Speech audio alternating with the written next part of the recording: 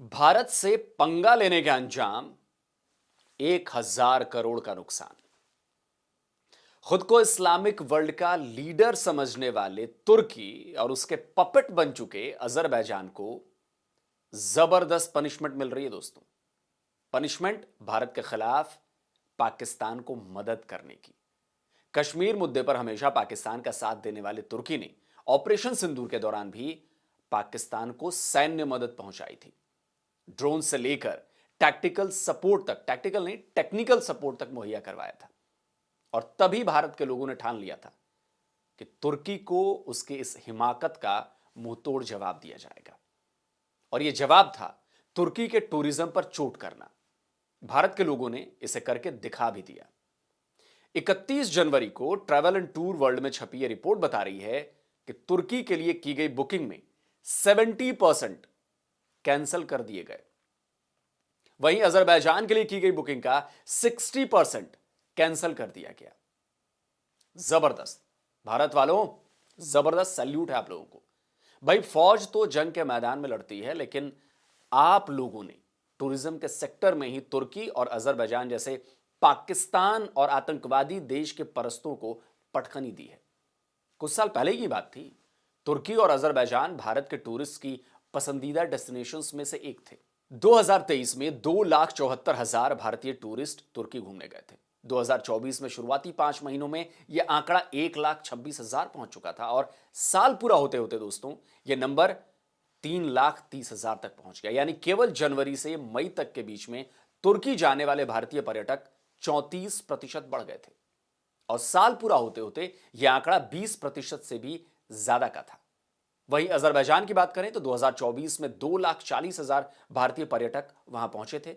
दोनों देशों की टूरिज्म इकोनॉमी में भारत के पर्यटकों ने 69 बिलियन यानी 6,900 करोड़ रुपए का योगदान दिया।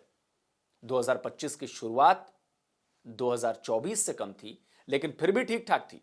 2025 की जनवरी से जून तक 1,39,215 भारतीय पर्यटक तुर्की गए थे। 2024 के मुकाबले इसमें 15% की कमी दर्ज की गई थी और उसकी वजह थी अप्रैल से मई तक के बीच भारत और पाकिस्तान के बीच का तनाव और उसमें तुर्की की भूमिका। अप्रैल में पहलगाम हमले ने पूरे देश को झकझोर दिया था।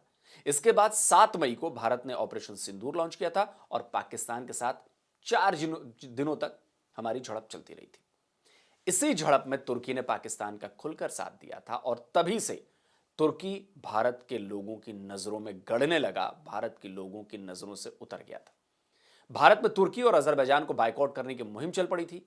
और देखिए इस खबर को, लिखा है भारतीयों ने 2024 में अजरबैजान और तुर्की में $400 मिलियन खर्च किए थे। अब वही भारतीय तुर्की और अजरबैजान की ट्रिप कैंसिल कर रहे हैं क्योंकि उन्होंने पाकिस्तान का साथ दिया था। दोस्तों अगस्त में रिपोर्ट आई कि तुर्की जाने वाले भारतीय सैलानियों की संख्या में 36% तक गिरावट आ चुकी है।